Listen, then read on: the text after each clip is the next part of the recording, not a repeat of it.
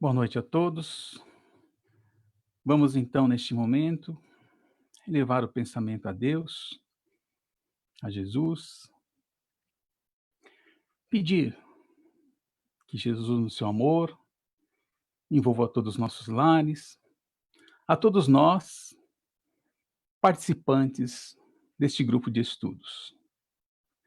Glória a Deus nas alturas, paz aos encarnados na terra. Jesus, bom e amado Mestre, sustenta a todos nós, pecadores nas lutas deste mundo.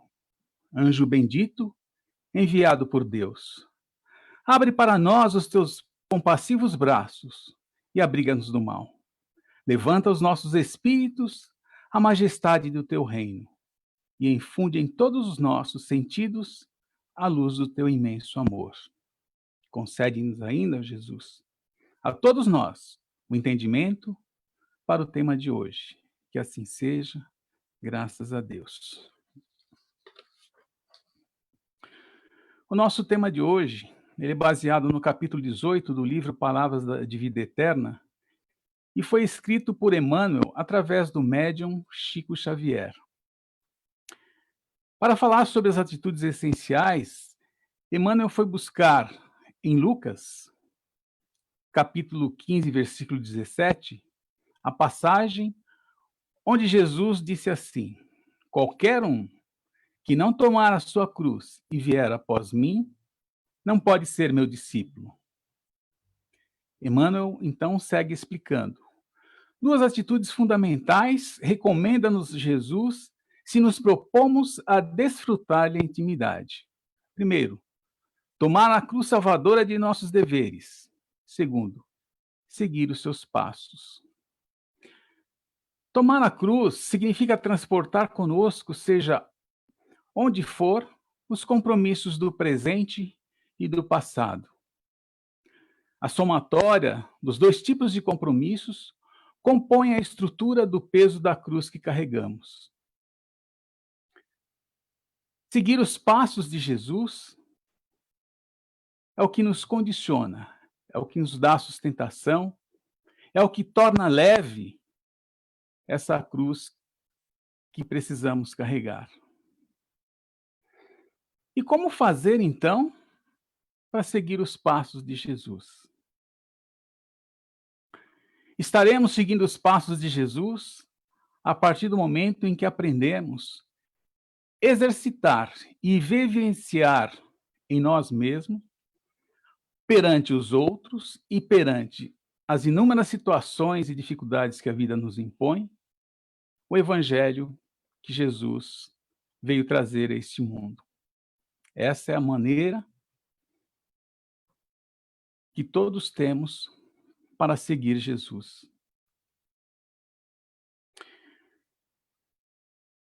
Jesus nos ensinou que o lar é a escola das almas. O templo onde a sabedoria divina nos habilita pouco a pouco ao grande entendimento da humanidade e que os sofrimentos e conflitos naturais que acontecem dentro do lar fazem parte das nossas lições. Então, por que Jesus está falando sobre isso? Exatamente porque aonde que nós vamos exercitar esse evangelho? O primeiro contato social que o espírito tem ao chegar aqui na Terra é a família. Então, é lá dentro da família o terreno para se trabalhar o evangelho de Jesus.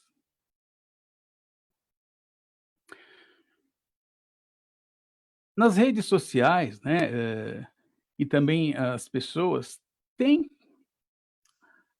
feito um bom comentário, né, a respeito desse isolamento que levou as pessoas de volta para dentro de casa, né. Então, a gente tem ouvido muitas pessoas dizer: "Olha, tem sido bom, porque agora tenho estado próximo dos filhos, a gente tem conversado, e fazia muito tempo que eu não parava para observar essa ou aquela questão". De um modo geral, as pessoas têm comentado essa condição dessa reaproximação com a família. E num sentido sempre positivo, né. Eu semana passada se despediu de nós lá no trabalho um colega, né, um rapaz, eu digo rapaz porque ele trabalhou comigo cerca de 20 anos na mesma empresa e nos últimos 8, 10 a gente tem trabalhado fora aí, mas na mesma área e prestando, os mesmos tipos de serviço. E quando chegou aí essa condição do isolamento, deram férias a ele, ele ficou de férias, depois pegou lá uma gripezinha lá, a médica deu mais 10 dias, ele voltou semana passada e disse pra gente: "Olha, os meus filhos querem que eu fique em casa". E foi muito bacana, né, porque ele veio se despedir e tal, e a gente vê, assim, o carinho, né, dentro da família. Mas também com, o isolamento, ele fez com que se evidenciasse as dificuldades de relacionamento e convivência em alguns ambientes familiares.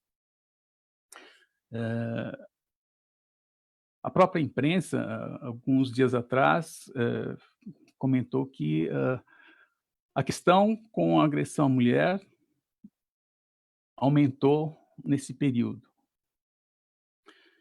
E a gente lembrando do que Jesus fala, né, do que ele nos ensina, a gente então para pensar e lembrar, mas o que que é uma família, né?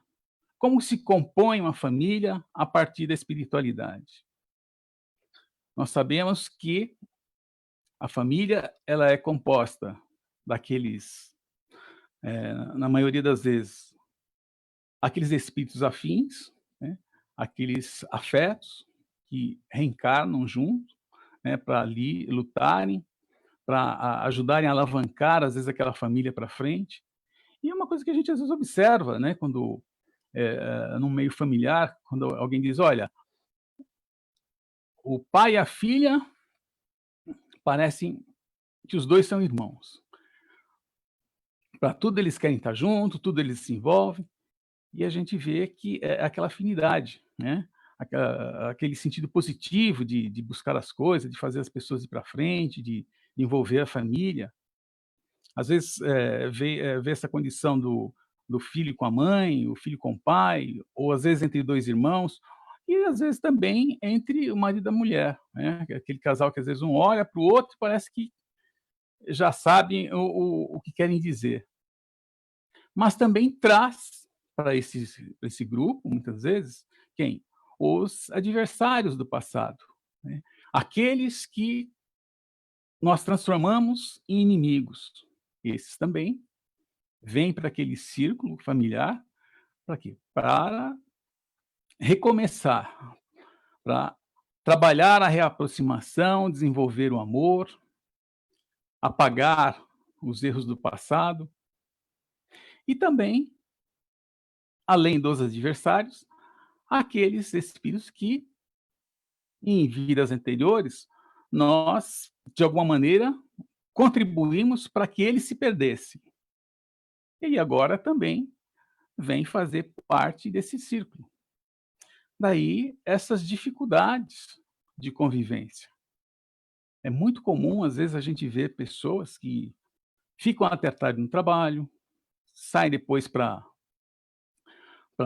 fazer aquele espairecer com os amigos no bar. Às vezes do bar ainda vão passar um tempo com o pai e com a mãe, para depois a casa, às vezes, é o último lugar para onde a pessoa quer ir. E por que isso? Pois em função dessas dificuldades, né, a dificuldade que muitos têm de relacionamento familiar é muito visível, né. Quantas e quantas vezes a gente vai, né, em eventos sociais e vê ali a pessoa dizer quando forma aquele grupinho, o pessoal batendo papo e chega aquele casal, muitos já devem ter, visto isso, como eu também já vi, a pessoa dizer: "Olha lá, chegou, olha, aquele sim é um casamento que valeu a pena", né, ou, outras vezes dizer: "Pô, essa é uma família que valeu a pena, olha só o grupo, a atitude das pessoas". Quando a gente olha para essas pessoas, é como se elas estivessem dizendo lá dentro: "O meu casamento não valeu a pena, a minha família não vale a pena". Isso vem dessas dificuldades. E são questões que precisam ser trabalhadas. E de que forma? Exercitando o evangelho que Jesus veio trazer. É esse o caminho para a superação, né, para desenvolver o amor, criar forças para a reaproximação, aprendendo a perdoar, né, esse é o trabalho.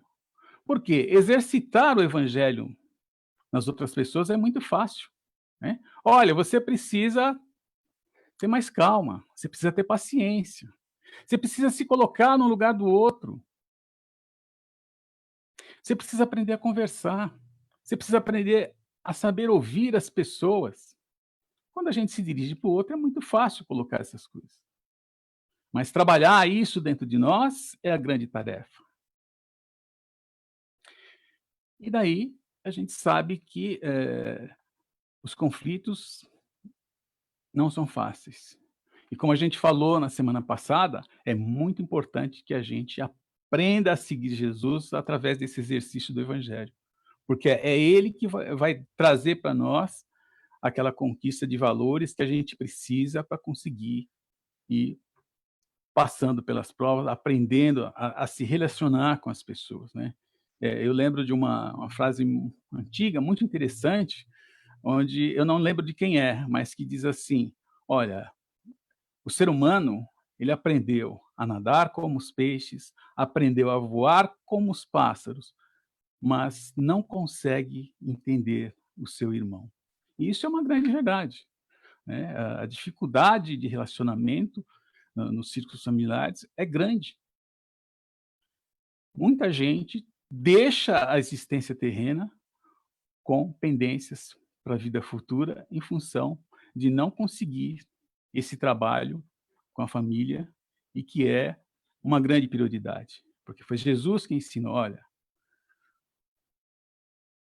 a paz no mundo começa entre 4 paredes, e se ela começa entre 4 paredes, ela começa dentro de cada um de nós". Então, é preciso que a gente aprenda a vivenciar esse evangelho. E graças a Deus que o ensino moral não é disputa religiosa, ele é igual em qualquer religião. Isso significa que, seja católico, evangélico ou qualquer outra religião que for, o ensino moral de Jesus vai estar ali para a pessoa aprender, né, que é a base de sustentação para qualquer convivência no planeta Terra, seja com família, seja no trabalho, enfim. É a base que a gente tem que fortalecer lá dentro para poder terminar a existência terrena com um saldo positivo, né, porque a gente vê, infelizmente, né, a gente ainda é a questão, principalmente a questão da agressão à mulher, ainda é algo que, precisa ser trabalhado e muito nesse planeta Terra. No livro Ação e Reação, André Luiz faz a seguinte colocação, né, ao observar as lutas, as dificuldades, né, a condição que se retorna para a espiritualidade depois de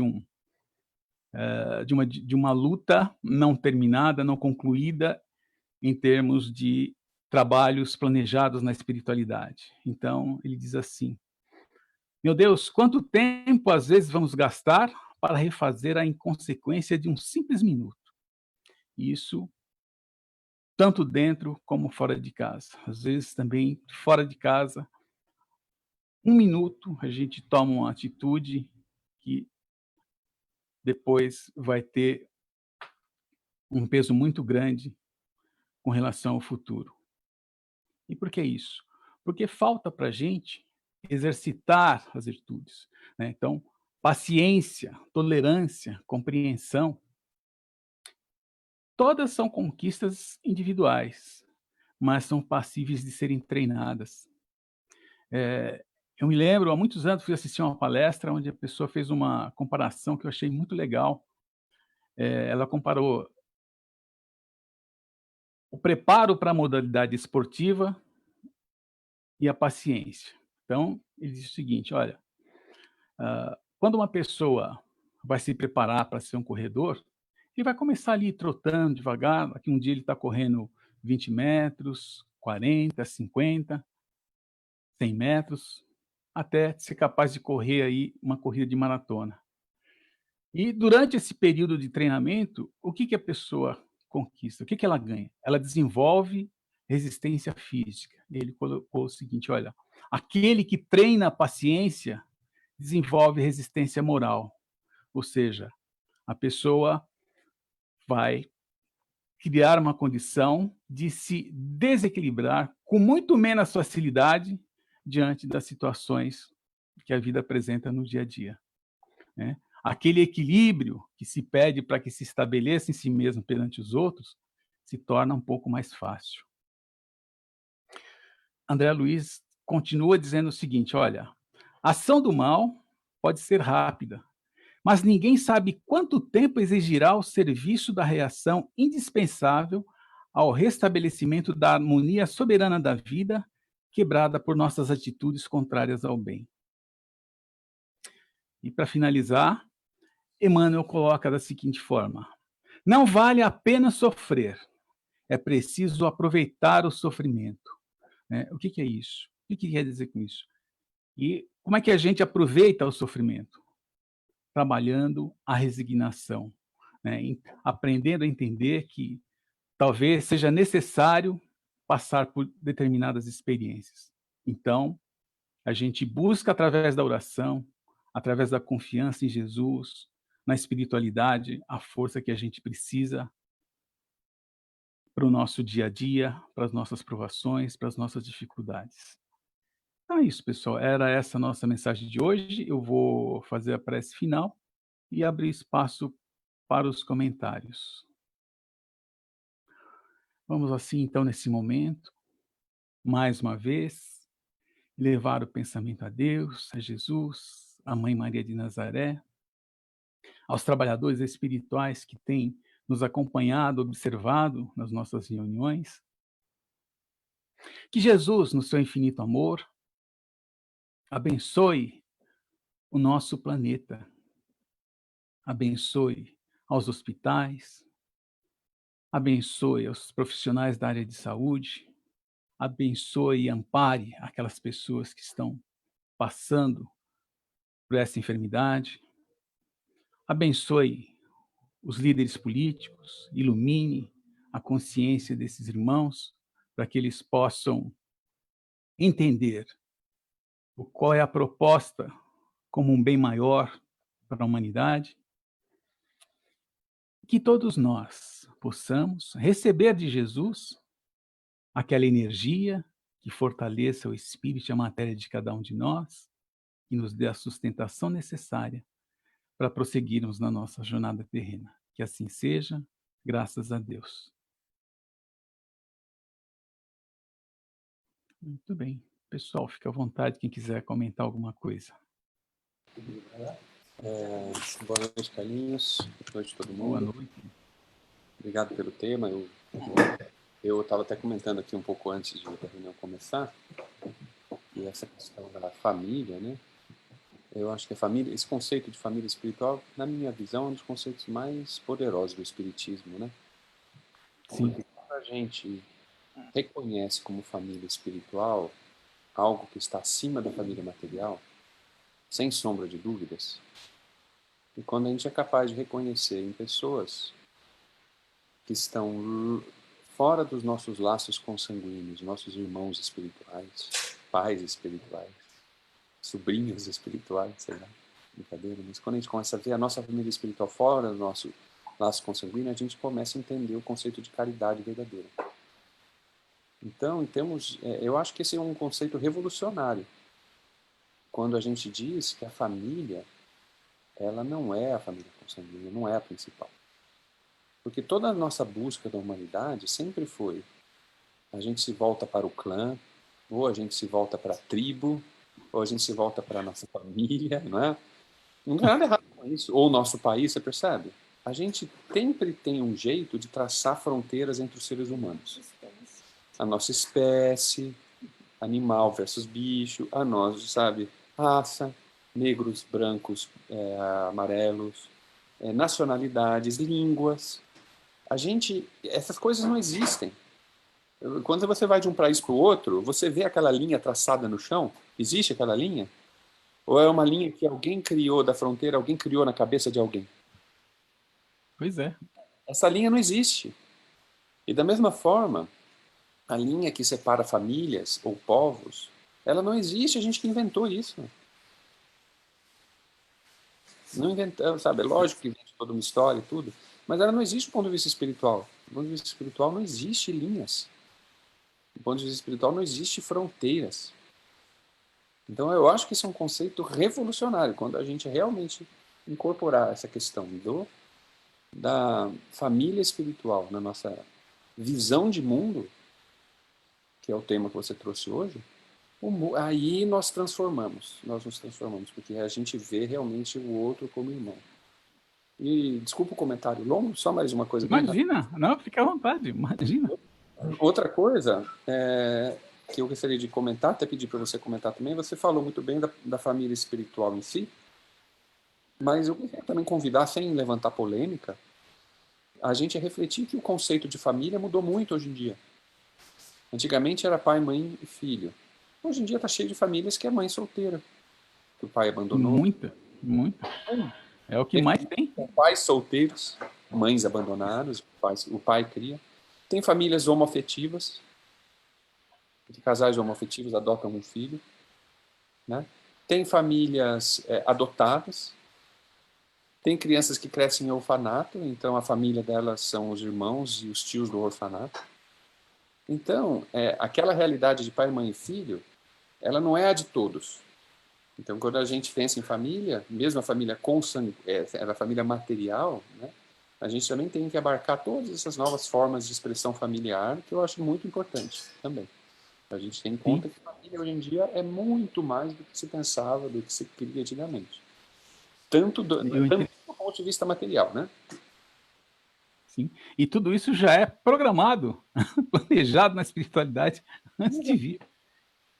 Né? Uma criança que nasceu, que vai ser adotada por um casal homoafetivo, ou que vai... Ela vai... É uma experiência que ela vai ter. Graças a Deus, a experiência... Porque se Deus permitiu, é a experiência mais perfeita para ela. Quanto que ela tem que aprender naquela experiência, né? E nós, a grande maioria das pessoas que ainda tem uma família tradicional, né? Que é a maioria, né, por causa das questões da espécie, da biologia e tudo, né, da cultura nossa. E então, maioria não significa certo. Sim. O que Jesus fez, né? Quem é minha mãe, quem são meus irmãos? Maioria não significa uma linha de traço, traçamos uma linha de certo ou errado, né? É simplesmente a maioria. Verdade. Outra fica melhor, né? A maioria não é melhor. Legal. A qualidade de uma família é medida pelo quanto de amor ali existe. Sim. Essa é a qualidade da família, seja ela do jeito que for. Aquilo é família. Aquilo é família.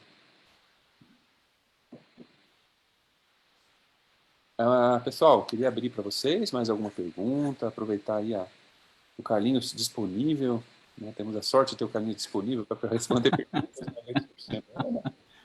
Então, se vocês quiserem fazer perguntas. Hoje a gente está fazendo a live pelo Facebook. Eu não sei usar muito bem o Facebook, para falar a verdade, mas eu estou olhando aqui a live, vendo se existem perguntas, mas eu não vejo um campo aqui para pôr perguntas no Facebook. Deixa eu ver se tem alguma lá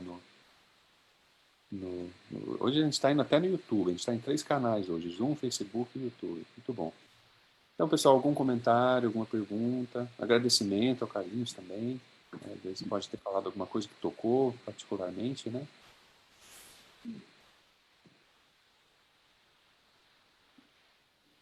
Bom, pessoal, então se não temos mais comentários, queria agradecer o Carlinhos.